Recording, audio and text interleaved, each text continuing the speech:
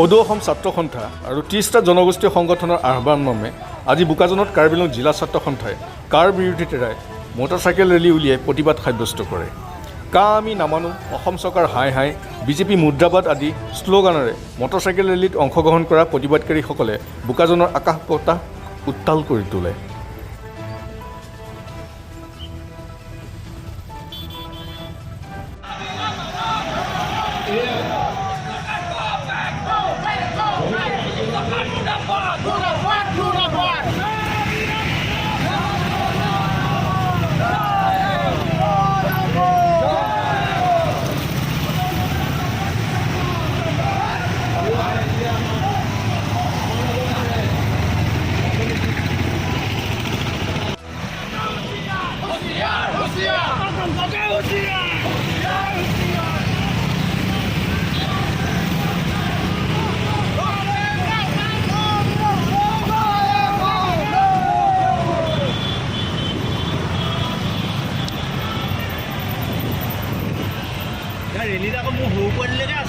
আজি সদৌ অসম ছাত্ৰ সন্থাৰ লগতে 30টা জনগোষ্ঠী সংগঠন আহ্বান মৰ্মে সদৌ কাৰ্বি আংলং জিলা ছাত্ৰ সন্থাত আজি বোকাজানত বাইক ৰেলীৰ জৰিয়তে কা বিৰোধী আন্দোলন আৰম্ভ কৰিছোঁ।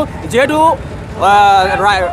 কেন্দ্ৰীয় চৰকাৰে তেওঁলোকে কা ৰুলছ কেতিয়া ইমপ্লিমেণ্ট কৰিব গৈছে, গতিকে আমি এই বাইক ৰেলীৰ জৰিয়তে তেওঁলোকক স্পষ্টকৈ কৈ দিব বিচাৰিছোঁ যে অসমৰ ৰাইজ আৰু উত্তৰ পূৰ্বাঞ্চলৰ ৰাইজ কেতিয়াও কা মানা নাছিলে আৰু কা কেতিয়াও নামানে, সেইটো স্পষ্ট কথা। দ্বিতীয় কথা হ'ল অসম চৰকাৰ আৰু কেন্দ্ৰীয় চৰকাৰক আমি সকীয়াই দিব বিচাৰিছোঁ যাতে কা যদি তেওঁলোকে আমাক বাংলাদেশীসকলক জাপি দিব বিচাৰিছে তেন্তে অনাগত দিনত আমাৰ তীব্ৰ আন্দোলন হ'ব।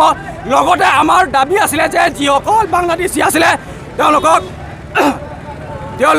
আইডেণ্টিফাই কৰি তেওঁলোকক ডিপৰ্ট কৰিব লাগে অতি সোনকালে। যিটো আমাৰ অসম আন্দোলন চলিছিলে 6 বছৰে, কিন্তু অসম চৰকাৰে যিটো প্ৰতিশ্ৰুতি দিছিলে বিজেপি চৰকাৰ যে জাতি ভেটি মাটি, কিন্তু যদি আমাৰ জাতি নাথাকে তেন্তে আমাৰ মাটিও নাথাকিব। গতিকে আমাক অসমত পুনৰবাৰ আকৌ বাংলাদেশী অবৈধ বাংলাদেশী জাপি দিব, এইটো আমি কেতিয়াও মানি ল'ব নোৱাৰোঁ।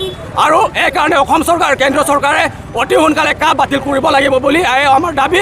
আৰু আমাৰ লগতে আমি এটা কথা স্পষ্ট আৰু সকীয়াই দিব বিচাৰিছোঁ যে অনাগত দিনত তেওঁলোকে যদি কাখন বাতিল নকৰে তেন্তে আমাৰ জংগী আন্দোলন হ'ব। আৰু এই জংগী আন্দোলনত যদি কিবা ঘটনাত যদি হয় তেন্তে অসম চৰকাৰে দায়িত্ব ল'ব লাগিব।